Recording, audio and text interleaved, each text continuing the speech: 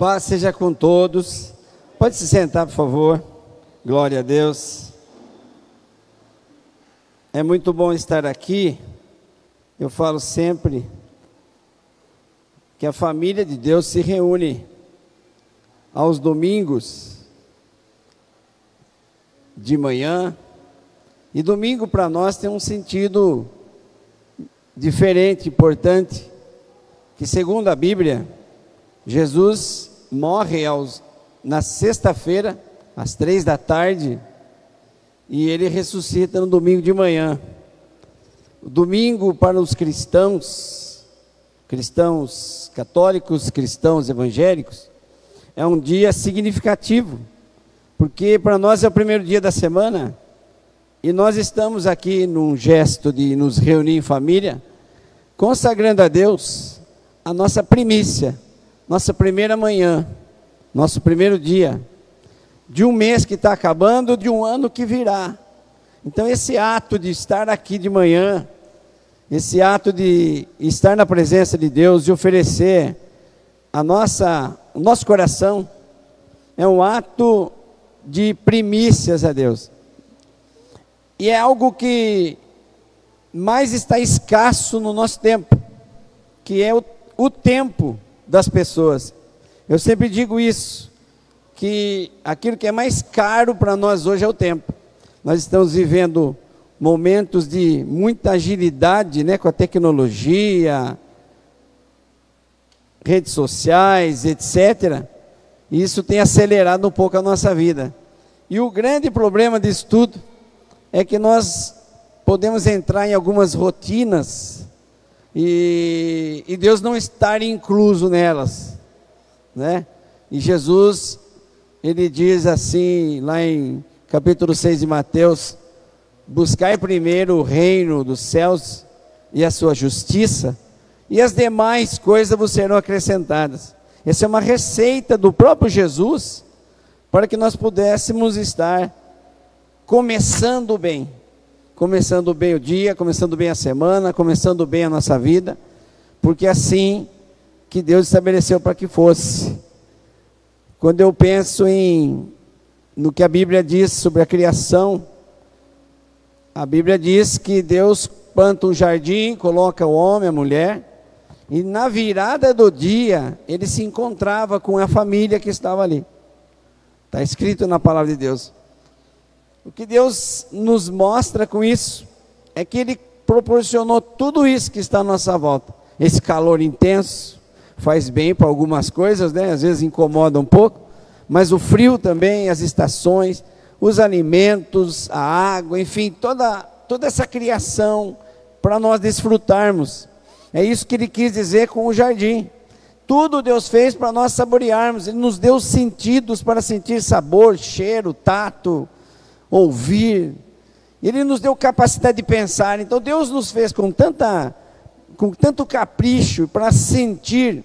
Nós somos sensoriais, nós sentimos todas as coisas, para que nós pudéssemos ter prazer em tudo que nós fazemos. Mas tem um porém. O encontro dele com a família do Éden, no final do dia, simbolizava que de tudo que você possa usufruir, de tudo que você possa ter prazer, não pode ser maior do que o prazer de estar na presença de Deus. Então Deus nos capacita para termos alegria, prazer e tudo aquilo que Ele nos proporciona, mas estar na presença dEle tem que ser maior do que qualquer prazer nessa terra. É isso que Ele nos ensina, por isso é bom estarmos aqui.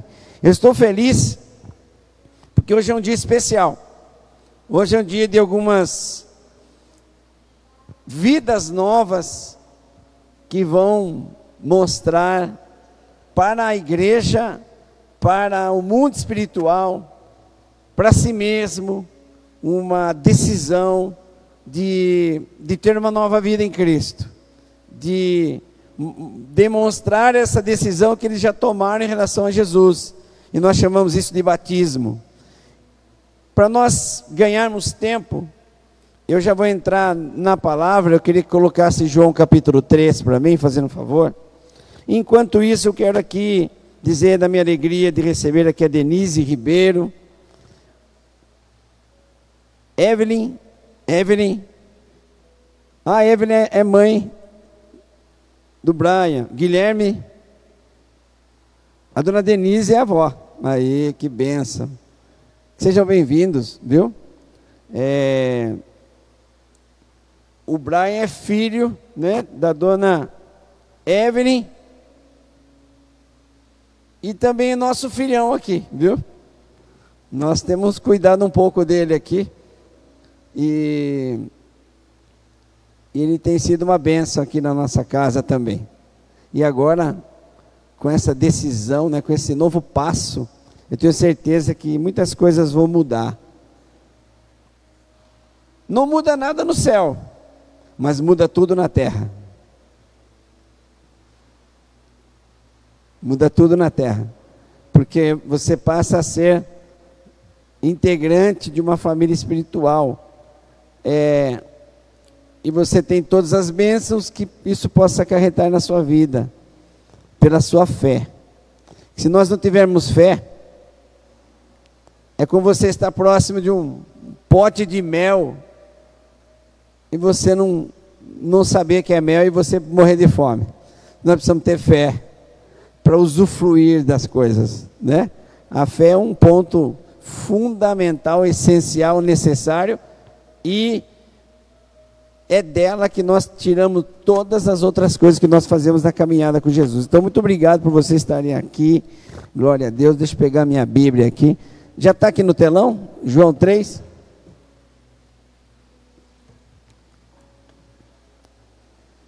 Eu fico emocionado no batismo, porque eu me batizei em 1980. Acho que a maioria aqui não tinha nascido. Acho que só eu, o Miller, o Serjão, quem mais? O Miller, você tem que estar no meio, né? Quem nasceu aqui de 80? Não. Quem nasceu aqui até 1980? Vamos ver. O Alisson. Você nem nasceu ainda. Olha, tá vendo? Ninguém levantou. Nem o Ricardo levantou a mão, Ricardo. Você nasceu quando? Fica quieto, né? 62, né? Tá bom. Eu tinha 15 anos. Nessa época eu estudava com o pai com o Tarcísio, né? Bressan. Aliás, estudava onde era a prefeitura hoje. Não, a gente já estava no colegial, acho que... estava no colegial nessa época. Mas foi bênção, foi uma decisão importante da minha vida. Então eu estou feliz porque nós vamos tomar essa decisão. Eu vou acelerar hoje, porque nós temos muita coisa para acontecer aqui. Tem o batismo, são 3 pessoas. Cadê a Manuda aqui? Tá, ok. Vinícius também, tome o seu lugar aqui. Abandone o seu posto. João 3.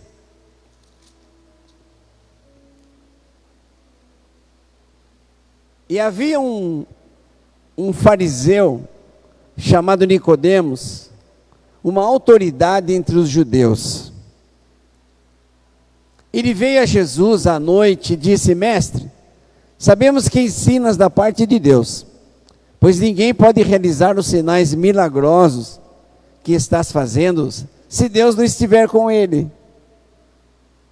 Em resposta, Jesus declarou: digo a verdade, ninguém pode ver o reino de Deus se não nascer de novo. Perguntou Nicodemos: como alguém pode nascer sendo velho? É claro que não pode entrar pela segunda vez no ventre da sua mãe e renascer. Respondeu Jesus: digo a verdade, ninguém pode entrar no reino de Deus se não nascer da água e do Espírito. O que nasce da carne é carne, o nosso nascimento biológico. O que nasce da carne é carne, mas o que nasce do Espírito, maiúsculo aqui é o Espírito Santo, é Espírito, minúsculo, o Espírito humano. Não se surpreenda pelo fato de eu ter dito: é necessário que vocês nasçam de novo. O vento sopra onde quer, Você escuta, mas não pode dizer de onde vem, nem para onde vai. Assim acontece com todos os nascidos do Espírito, maiúsculo, Espírito Santo, Espírito de Deus. E disse Jesus: você é mestre em Israel e não entende essas coisas? Só até aí. Eu posso dizer que essa é uma das passagens muito conhecida no nosso meio cristão. Muito pregada, muito ensinada. Mas apesar disso, ela tem um fundamento muito grande, uma profundidade muito grande de princípios e um ensino talvez fundamental da igreja cristã na terra.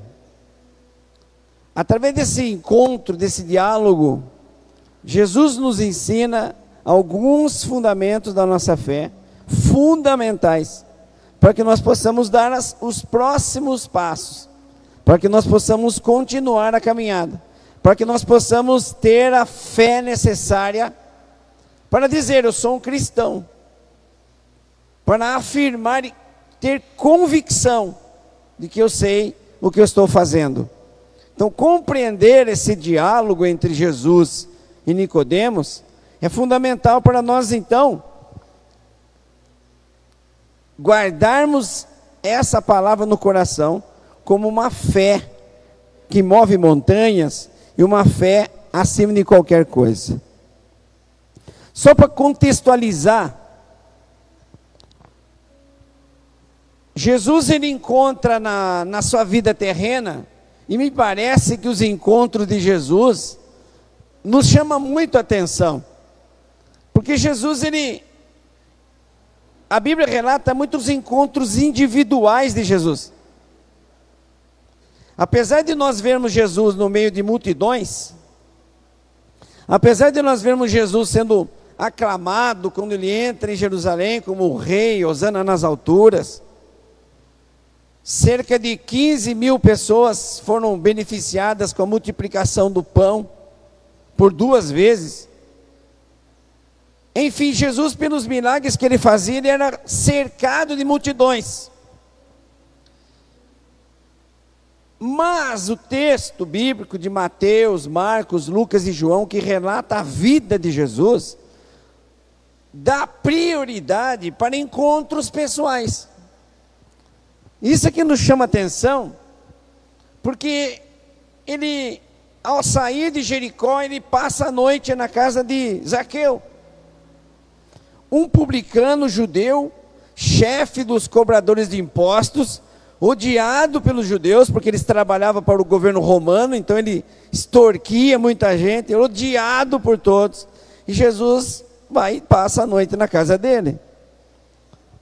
E ocorre um encontro fantástico ali, porque Jesus não fala nada. E o fato de Jesus estar na casa dele, ele se levanta e diz assim: se eu tenho roubado alguém, se eu tenho enganado alguém, eu quero devolver 4 vezes mais. Jesus disse assim: hoje entrou salvação nessa casa. Jesus, em João capítulo 4, ele está indo da Judéia para Galileia, e ele passa numa cidade, ou numa região chamada Samaria. Todos os judeus faziam um caminho longo, porque eles odiavam os samaritanos. Mas Jesus, diz o texto, que ele tinha que passar em Samaria. Então ele vem, ao invés de ele desviar para ir para Galileia, ele passa no meio de Samaria, para encontrar uma mulher, a mulher samaritana, no capítulo 4 de João. E lá, ele revela ela como o Salvador do mundo. Ela vê nele a revelação da vida dela, triste, distante de Deus, Havia um conflito ali religioso muito grande. Os samaritanos, embora fossem judeus, eles não poderiam estar junto com os judeus, porque os judeus não consideravam eles irmãos. Então havia ali uma distância de 600 anos, no mínimo. E Jesus vem e reata isso. E Jesus conversa com ela. E ela é salva por Jesus. E ela chama toda a cidade para ouvir Jesus. Então Jesus, ele tem alguma particularidade que choca um pouco a sociedade da época. Jesus, ele está indo no capítulo 5 de João para uma festa em Jerusalém. Do nada, ele sai do meio dos discípulos, ele entra num lugar chamado Tanque de Betesda, onde ficavam os doentes. Jesus entra lá e ele conversa com um homem que fazia 38 anos que estava ali, paralítico. E Jesus diz para ele: toma a tua cama e anda. Ele pega a cama e anda. Então Jesus, eu não vou aqui falar outros encontros de Jesus, mas alguns encontros que nos chamam a atenção também é quando ele sai dos limites geográficos de Israel, e ele entra numa terra chamada Tiro e Sidom, uma terra de povos que não adoravam o Deus de Israel. E ele faz uma caminhada por lá, e uma mulher segue ele. Essa mulher segue ele dizendo: a minha filha está terrivelmente doente, terrivelmente endemoniada, ela usa esse termo.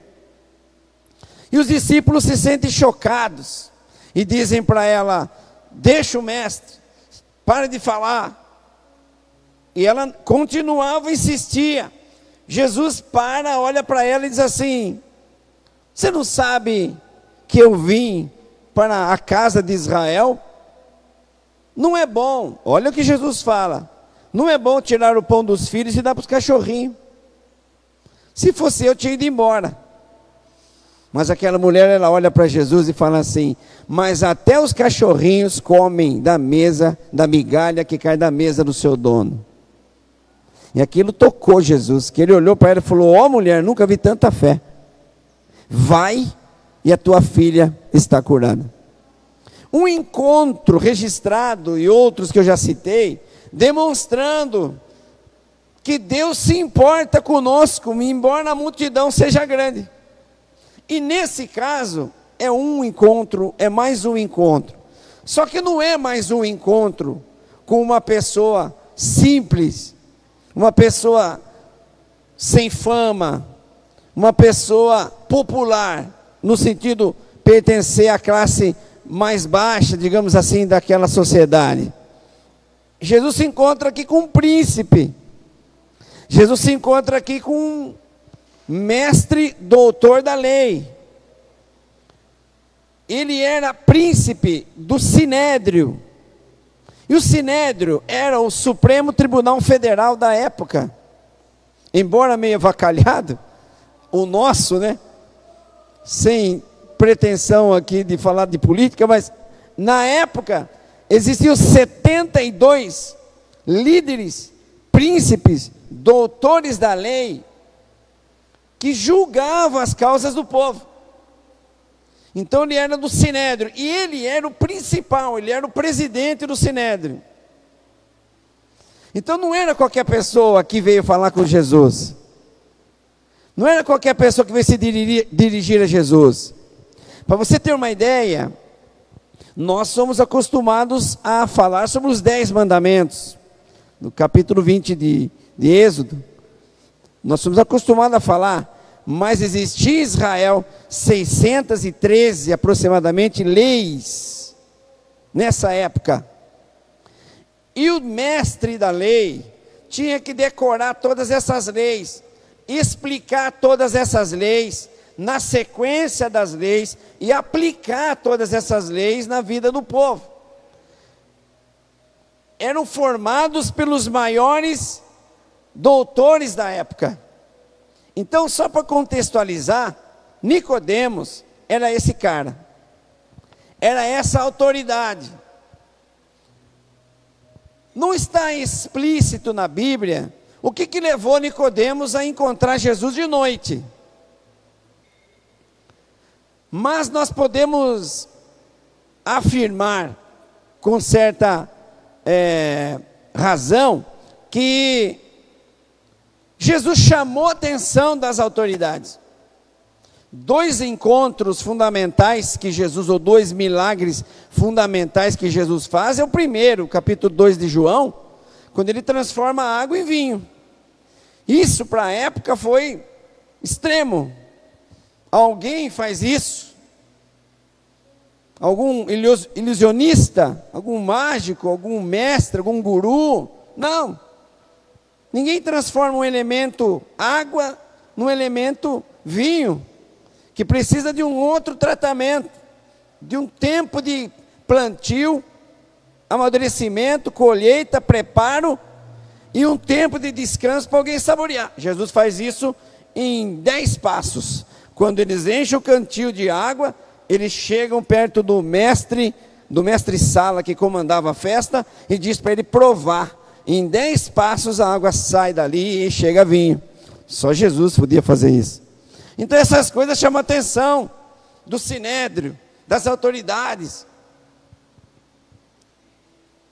Outra coisa que chama a atenção foi Jesus ter entrado no templo com uma varinha, uma corda na mão, e desbancado os cobradores de impostos de frente do templo. Os sacerdotes tinham mudado a lei. O povo tinha que criar o bezerrinho, o boi, a ovelha, o pombinho, para levar no templo para oferecer. Isso era a lei de Deus. Você criava e você levava para adoração. Mas os sacerdotes na época criaram um câmbio. Então tinha umas mesas que a pessoa não podia mais trazer o bezerrinho, o boi, a ovelha da casa dele. Ele tinha que vir com dinheiro no templo, comprar os bois, as ovelhas e as ofertas de animais que os sacerdotes vendiam. Então muitos sacerdotes se enriqueciam. Parece que eu estou falando de hoje, né? Muitos se enriqueciam na época, vendendo isso para o povo. Jesus, ele pega uma cordinha, entra lá e desbanca todo mundo e diz assim: espera aí, aqui é casa de oração, não é covil de ladrões. Isso desbanca. Então eu entendo que este encontro de Jesus com Nicodemos é levado a chamar a atenção por esses milagres que Jesus fazia, e principalmente por essas ações que confrontavam a lei, a religião, o pensamento da época. Mas uma coisa onde eu quero chegar, depois que eu contextualizei o que está acontecendo aqui nesse capítulo 3, é que aqui Jesus revela uma verdade muito profunda. Jesus diz para ele, e ele está ainda naquele discurso de amassagear o ego de Jesus, né? Aquele diálogo, né? Para se apresentar de uma forma elegante, e ele chega para Jesus, ele diz assim: eu sei que tu és mestre, nós sabemos que tu és mestre vindo de Deus, porque ninguém faz as coisas que tu fazes, se Deus não for com ele. Então ele chega elogiando Jesus. Mas eu trago uma coisa interessante aqui. Ele diz assim: nós sabemos. Ele não está falando por ele ali só. Ele está falando pela mentalidade do sinédrio, das autoridades. E nessa altura do campeonato, ele podia dizer: nós sabemos que por tudo que vocês fazem, que o Senhor faz, primeiro, que tu és mestre. Nós reconhecemos a tua autoridade como ensino. Mas tem alguma coisa em ti que nos chama mais atenção. E a tradução aqui fala: se Deus não for com ele. Mas no original grego está escrito assim: ninguém faz essas coisas se Deus não estiver nele. Ele está dizendo assim: tu és o enviado do céu, tu és o enviado de Deus, tu és mestre, e nós sabemos. E antes que ele concluísse, porque não é registrado outro diálogo aqui, antes que ele concluísse, Jesus olha para ele e fala assim: quem não nascer da água e do Espírito, não pode ver o reino de Deus. Eu imagino o seguinte, no diálogo entre dois mestres, não tem muita conversa. A conversa é direta. Jesus olha para eles assim, olha, ninguém pode entrar no reino dos céus se não nascer de novo. Jesus tinha, pela presença de Deus, do Espírito Santo na vida dele, e ele sendo Deus, ele captava, ele entendia muitas coisas que as pessoas estavam pensando. Ele sabia a intenção dos corações. Imagino que o mestre estava ali dizendo, o mestre fariseu. Eu vou dizer uma coisa para você.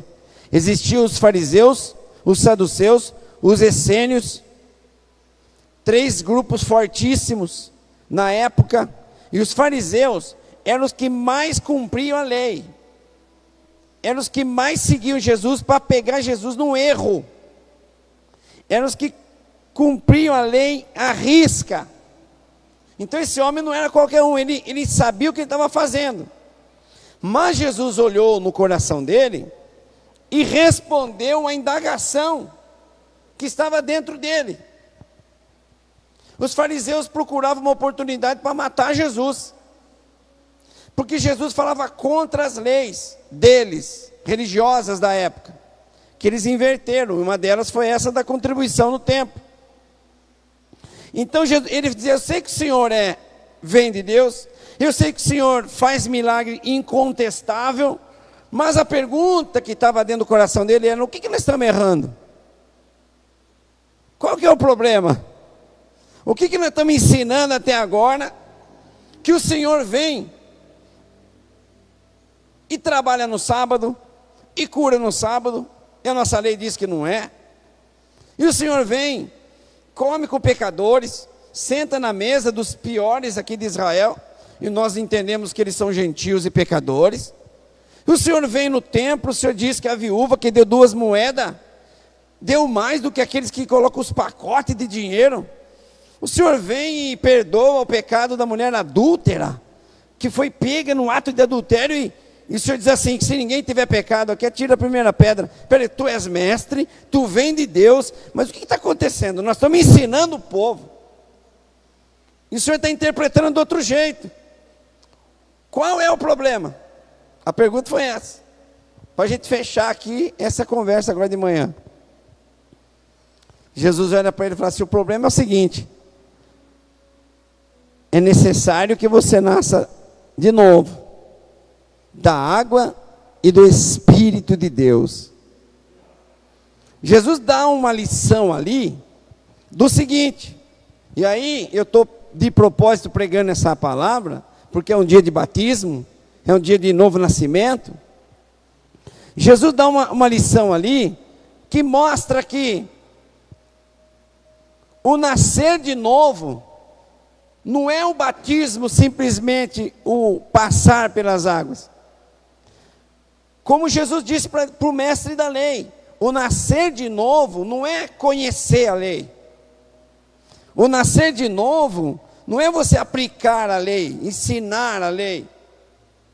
O nascer de novo é uma mudança de valores que a lei de Deus e a palavra de Deus realiza em você. Não adianta nada ser o mestre e, no caso das contribuições, vocês explorarem as pessoas. Não importa, não interessa você aplicar a lei e não ter misericórdia, aplicá-la literalmente, não olhar as condições das pessoas, não olhar o amor de Deus que está por trás da lei. A palavra que Deus está dando para você, Nicodemos, é para que haja uma transformação em você e nas pessoas. Não é só ritual, não é só a religiosidade, não é só cumprir regras, é o amor de Deus e o amor pelas pessoas. Tanto que quando perguntaram para Jesus qual é o maior mandamento, ele falou: ame a Deus e ao próximo. Vertical, horizontal.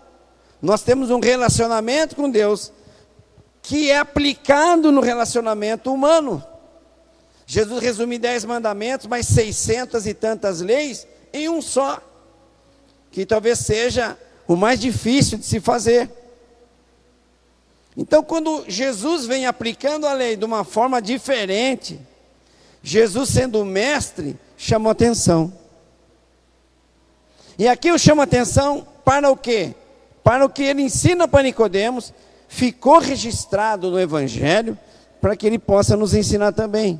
Então Jesus nos ensina algumas verdades. Nascer de novo não era ter que entrar no ventre da mãe, como Nicodemos presumiu ou brincou, dizendo: olha, isso é impossível. Mas o nascer de novo significa uma mudança de mentalidade, significa fé. Em Marcos 16:15, ele diz assim: quem crer e for batizado será salvo, mas quem não crer está condenado. O batismo, ele pula aí. Por quê? Porque o batismo, ele é uma confirmação, ele é uma exposição pública do crer, daquilo que Deus já fez no teu coração, da tua vontade de crer. E por onde que você crer? Pela palavra de Deus, por aquilo que está escrito. Por que nós somos cristãos? Porque nós não cremos no Alcorão, nós cremos na Bíblia. A nossa base de fé é a palavra. Então, quando Jesus diz nascer de novo, é nascer da palavra, nascer daquilo que Deus disse que você é, nascer daquilo que o Espírito Santo diz que você é aquele que, ao se arrepender, ao crer em Jesus, passa a ser considerado salvo, resgatado do pecado inicial, do pecado original, do pecado da raça humana que caiu diante de Deus e foi restaurado através de Jesus. Adão é o símbolo da queda, Jesus é o símbolo da religação com Deus. Então, em Jesus, nós somos de novo religados, por isso chama religião, aqueles que ligam. Em Jesus, nós somos religados, conectados com Deus novamente. Isso é, onde que está escrito isso? Na palavra de Deus. E como que eu vivo isso? Crendo piamente que essa é a revelação da palavra de Deus. Então não é o que ele diz para Nicodemos, não é a religiosidade sua, não é o teu conhecimento técnico, não é a tua prática irrepreensível, mas é o amor de Deus dentro do seu coração. É a compreensão de que se você crer, e fé não tem a ver com emoção. A Bíblia diz: se você crer no teu coração, não é na tua mente. Fé não tem a ver com razão. Fé não tem a ver com emoção. Fé tem a ver com decisão. Fé tem a ver com atitude. Tem vários tipos de fé. A fé do agricultor, né? Ele planta porque ele sabe que vai chover e ele vai colher. Tem aquela fé do positivismo, né? Não, eu acredito que vai dar certo, tal, vou para cima. Não é essa fé que eu estou falando. Estou falando da decisão, da atitude de dizer: essa é a palavra de Deus, ela me revela Jesus como Salvador, eu creio nela, eu vou viver por ela, isso pode mudar a minha vida. Eu vou caminhar agora através disso. Os valores que ela contém serão os valores que eu vou praticar, serão os valores que eu vou viver, que eu vou buscar viver. E a partir desse instante, o Espírito Santo, ele passa a ser aquele que vai iluminar o teu caminho. A partir do momento que você crê nessa palavra, a partir do momento que você abre o teu coração para ela, o Espírito Santo, por isso que ele disse: nascer da água, que é a palavra de Deus, e do Espírito. Olha isso, porque quem é nascido da carne é carne. Eu, Amarildo, vocês. Quem é nascido da carne é carne, mas através da fé em Jesus e da confirmação pelo batismo, pela exposição pública do batismo, você passa a nascer de novo também no Espírito. Não é só um ato físico, há uma ação espiritual. Por quê? Porque Paulo diz que quando nós nos batizamos, nós nos identificamos com Cristo. Quando você desce as águas, você é o símbolo da morte de Jesus. Quando você sai das águas, é o símbolo do novo nascimento, da ressurreição de Jesus. Então, nesse momento, como Ele morreu no teu lugar, você está dizendo, eu me identifico com Ele no batismo. Você não estava naquela cruz, mas no ato de decisão de fé, de acreditar na cruz, e mostrar publicamente que você está abraçando essa causa, você está entrando nessa visão, nesse momento você está se identificando como você tivesse com Ele na cruz. Então é um ato de identidade, de morte. O batismo significa imersão, sepultamento, mas é um ato espiritual que simboliza isso. Paulo em Romanos capítulo 6 diz assim: pois sabemos que o nosso antigo ego foi crucificado com Ele, a fim de que o corpo do pecado pudesse ser morto, para que não mais fôssemos escravos do pecado, porque qualquer pessoa que morreu já foi liberta do pecado. Quem morreu aqui, quem morre na fé em Cristo e demonstra isso no batismo, está dizendo que aquele homem descendente de Adão, da origem adâmica, da queda, ele morreu, passa a ser um novo homem pela fé em Jesus, com vida eterna. Jesus entra no capítulo 11 de João, na casa de Lázaro e Maria e Marta, onde Lázaro estava morto, e ele diz assim: quem crê em mim não morrerá. E ele estava dizendo que esse corpo um dia volta à terra. Todos nós, essa é uma lei inquebrável. Mas o espírito vai voltar a Deus. Nosso espírito é eterno. Mas nós escolhemos ter vida eterna através de Jesus ou não. É isso que ele está dizendo. Nós não somos um corpo que tem um espírito humano. Nós somos um espírito que tem um corpo. Porque o espírito não morre, o corpo morre. Nós precisamos então desse encontro com Jesus, nascer de novo no Espírito Santo, pela fé, pela confirmação do batismo, para que isso no mundo espiritual se concretize como um novo ser espiritual agora, nesse corpo que vai cair, mas salvo por Jesus para a vida eterna. Isso é que ele explica para Nicodemos. Não é só a tua prática aqui, não é só o teu conhecimento aqui. Você precisa entender que é uma mudança interior, um nascimento interior, uma mudança de valores, que você, através de Jesus e agora o Espírito Santo habitando em nós, vamos conseguir caminhar nessa terra, ensinando, vivendo os valores da palavra de Deus. E só para encerrar, quando você começa a pensar em valores da palavra de Deus, não estou dizendo de ser um religioso, um praticante. Nicodemos era.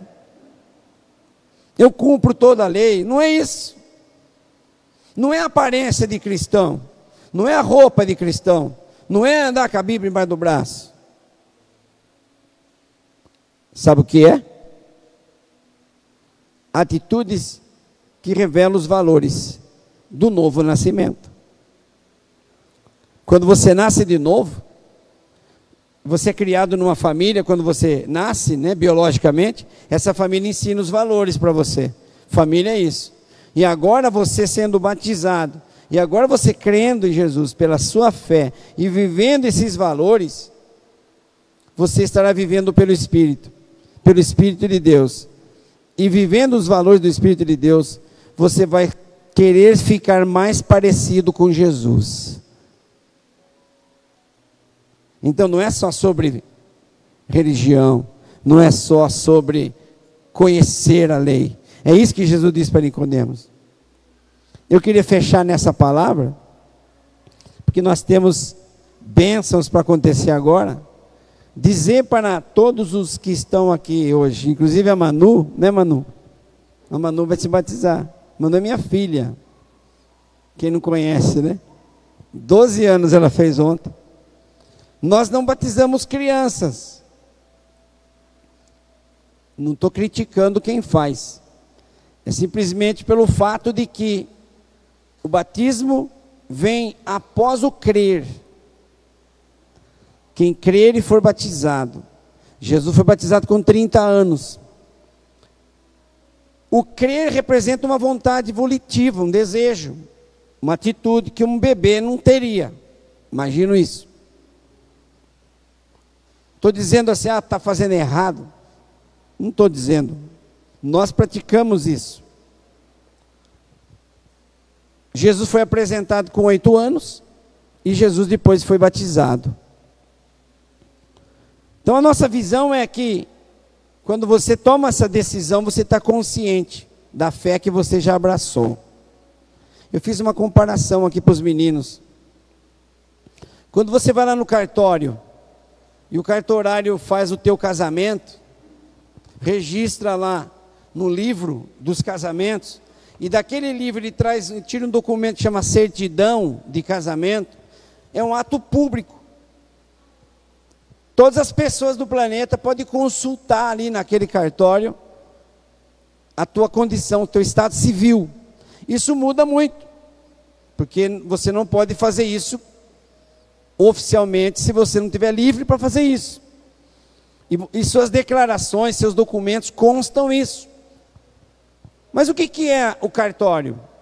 É um ato público de que vocês dois que estão se casando já se amam, já decidiram casar. Ninguém vai encontrar casamento no cartório. Eu vou no cartório hoje, ver com quem eu vou me casar. É você, vamos casar? Vamos. Não, ninguém vai. Você chega ali e os dois já existe um relacionamento. Existe um desejo de contrair família. Então o que é o cartório? Então, o cartório é o quê? Ele é um ato público. A partir daquele momento, toda a sociedade sabe que vocês são casados. Essa é a lei que diz. E na igreja, a mesma coisa. A celebração é feita na frente de todas as pessoas da igreja. E a igreja, como a família espiritual de Deus na terra, ela é testemunha diante de Deus daquilo que vocês fizeram. Então, vocês começaram a se amar ali? Não. Existiu um relacionamento antes. O batismo é isso. Já existe uma fé antes. Você já se quebrou diante do que a Bíblia diz sobre perdão, salvação. Conheceu a Jesus ali. Então você não vai no batismo concluir isso, na verdade, porque você já fez. Você vai no cartório dizer publicamente que você é casado, você bota uma aliança, publicamente, mas entre vocês dois é o que é real. Papel não vai mudar. O batismo não vai mudar o que você já é, porque você já crê, porque você já tomou decisão de nascer pela palavra, de nascer de novo, de ter novos valores na sua vida, mesmo que isso signifique andar na contramão de muita gente, de muitos valores que o mundo está ensinando, que não bate muito com o que a gente acredita, e ser confrontado na faculdade, na rua, no trabalho, em todos os lugares, dizendo, ei meu, vamos fazer um negócio errado aí. Não, esses não são meus valores. Ei, vamos contar uma mentirinha aí e tal, isso não tem problema. Não, isso não faz parte dos meus valores. Ei, vamos me enganar. Não, isso não faz parte dos meus valores. Então eu mostro que eu sou um bebê que estou crescendo ensinado com esses valores. E é isso que muda a minha vida, e é isso que se chama ser cristão. É isso que Jesus está dizendo para Nicodemos. Não interessa o que você ensina, o que você sabe, interessa que você tem que praticar de fato a fé que você diz que você tem. E aplicar é viver, é ser exemplo. É chegar em casa, a mãe vê você diferente. É chegar no trabalho, os companheiros seus vê você diferente. É chegar na sua casa, com o seu cônjuge, ou com qualquer pessoa que você se relacione, e as pessoas veem em você os valores. Porque tem muita gente que é só nominal, é cristão nominal. Ah, eu sou cristão, mas lá fora é outra pessoa. Talvez seja pior do que muita gente que não é. Isso é que tem que mudar a nossa vida. Então, se não passou a ser crente a partir de hoje, se não passou a ser cristão a partir de hoje, você já é, você já crê, você já tomou essa decisão no seu coração. Hoje vai ser o quê? O cartório daquilo que Deus já fez. Emanuele, Vinícius e Brian. O nome dele tem que ser diferente, né? Glória a Deus. Então, eu quero convidar você, igreja, a ficar em pé. Eu vou tirar o sapato, pedir ajuda do Serjão, obreiro. Acho que ele não vai precisar entrar na igreja. Deixa eu encerrar a live aqui. Fecha.